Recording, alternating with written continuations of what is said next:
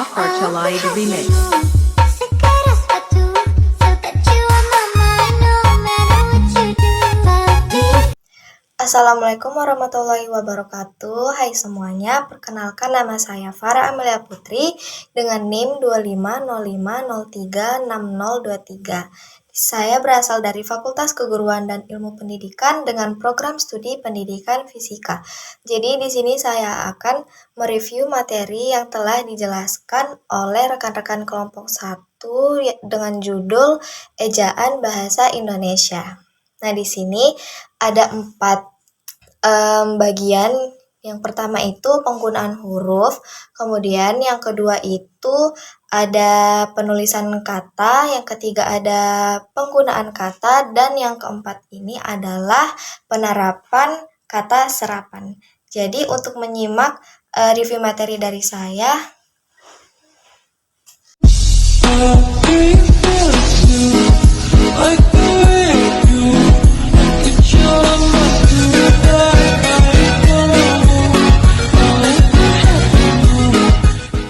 nah, yang pertama ini ada penggunaan huruf. Bahasa Indonesia menggunakan bahasa Latin yang terdiri dari huruf vokal, konsonan, maupun gabungan beberapa huruf yang membentuk suatu bunyi. Nah, kemudian juga aturan-aturan penulisan atau penggunaan kata yang bercetak tebal, miring, maupun huruf kapital itu tercantum dalam Pedoman Umum Ejaan Bahasa Indonesia. Nah, kita masuk yang pertama. Itu ada huruf abjad. Bahasa Indonesia ini ada 26 huruf dalam abjad, dari A sampai Z berurut. Nah, juga terdapat huruf kapital dan huruf kecilnya. Kemudian itu teman-teman ada yang namanya huruf vokal atau huruf hidup, terdiri dari A, I, U, E, dan O. Nah, itu. Kemudian ada huruf konsonan, yaitu huruf mati yang terdiri dari B, C, D, F, G, H, J, K, L, dan lain sebagainya. Itu adalah huruf konsonan. Kemudian selanjutnya itu ada yang namanya huruf diftong yang terdiri dari 2 huruf vokal, misalnya seperti A, I, A, atau E, O, E. Contohnya itu berada pada kata malaikat, M-A-L-A-I. Itu teman-teman. Terus selanjutnya ada gabungan huruf konsonan, misalnya seperti huruf KH, khusyuk, KH, US itu kan. Terus misalnya juga ada pada kata mengajak. Di situ terdapat di tengahnya itu ada huruf N dan G yang dibaca mengajak. Oke. Lalu kemudian itu ada apa tuh teman-teman yang bercetak huruf kapital, di mana huruf kapital ini digunakan pada kata di awal kalimat ya. Lalu kemudian juga digunakan pada awal kata di dalam petikan langsung, kemudian nama gelar, jabatan kehormatan, terus juga pada kata yang mengandung unsur keagamaan dan ketuhanan. Kemudian teman-teman ada penggunaan huruf miring atau kata yang bercetak miring itu contohnya misalnya itu untuk menulis buku, majalah maupun surat kabar, terus juga untuk menegaskan atau mengkhususkan suatu kata, lalu juga untuk penulisan kata atau ungkapan asing tetapi tidak dipergunakan untuk bahasa asing yang sudah diserap ke dalam bahasa Indonesia. Kemudian selanjutnya ada huruf tebal atau kata yang bercetak tebal, itu biasanya untuk menuliskan judul buku, bab, terus kemudian daftar isi, dan sebagainya.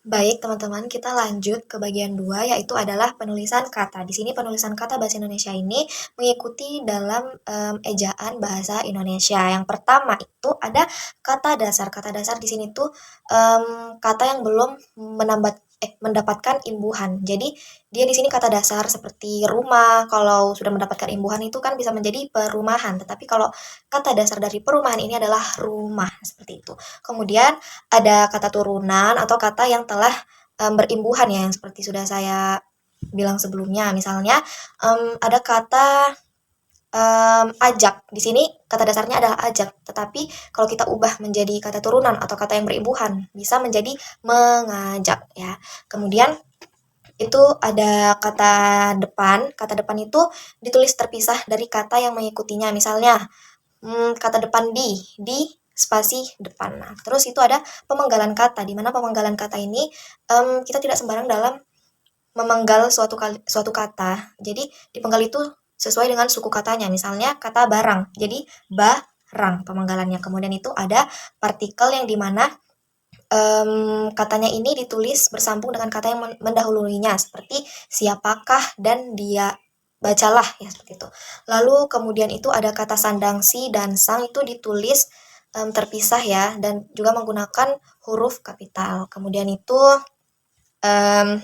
kemudian ada singkatan, di mana singkatan misalnya singkatan dari nama gelar, Doktor, DR titik ya seperti itu. Kemudian setelah singkatan itu ada kata ganti orang. Kata ganti orang ini ditulis dengan huruf kecil. Misalnya kata ganti saya. Jadi S-nya itu ditulis huruf kecil. Kemudian ada angka dan bilangan di mana angka yang jumlahnya kecil itu ditulis dengan huruf. Terus angka yang sekiranya berjumlahnya besar itu ditulis dengan angka. Baik, masuk ke bagian 3, ada penggunaan kata ataupun tanda baca. Yang pertama, ada tanda baca titik untuk mengakhiri sebuah kalimat, lalu ada tanda koma untuk memisahkan unsur-unsur penjelas di dalam sebuah kalimat. Kemudian, yang ketiga, ada tanda titik koma untuk memisahkan kalimat setara dengan kalimat majemuk. Kemudian yang keempat, ada tanda titik 2 untuk memisahkan antara kalimat pelengkap dengan unsur-unsur penjelas. Kemudian, ada tanda pisah, tanda hubung itu untuk penggunaan di kata yang berulang gitu ya. Lalu juga ada tanda kurung siku, tanda petik ini untuk kalimat langsung di dalam sebuah kalimat. Lalu juga ada tanda petik tunggal ini digunakan untuk mengapit petikan di dalam petikan langsung yang sebelumnya itu. Kemudian ada tanda tanya yang digunakan untuk di kalimat perintah, lalu ada tanda seru, kalimat tanya ini untuk di kalimat pertanyaan, lalu yang tanda seru ini baru untuk di kalimat perintah. Oke, kita masuk ke bagian keempat, bagian terakhir, yaitu penerapan unsur serapan. Apa sih unsur serapan itu? Unsur serapan adalah istilah asing yang telah diserap ke dalam bahasa Indonesia. Nah, ada yang namanya itu serapan umum. Serapan umum itu istilah asing yang telah diserap ke dalam atau disesuaikan ke dalam ejaan bahasa Indonesia dan sudah dipergunakan oleh masyarakat luas. Contohnya adalah kata universitas yang diserap dari kata asing university. Kemudian ada juga kata kualitas yang diserap dari bahasa asing quality. Lalu ada serapan khusus. Serapan khusus ini bahasanya belum sepenuhnya disesuaikan ke dalam ejaan bahasa Indonesia dan biasanya dipergunakan di bidang-bidang tertentu saja seperti di bidang teknis dan sains ilmiah. Contohnya itu seperti DNA, deoksiribonukleik acid, dan juga hardware, software, seperti itu teman-teman. Ya. Baik, mungkin itu saja yang dapat saya sampaikan mengenai review materi dari kelompok 1 ini. Semoga teman-teman dapat memahami kalimat-kalimat yang saya ucapkan dalam video ini dan semoga bermanfaat. Kurang lebihnya mohon dimaafkan. Wassalamualaikum warahmatullahi wabarakatuh.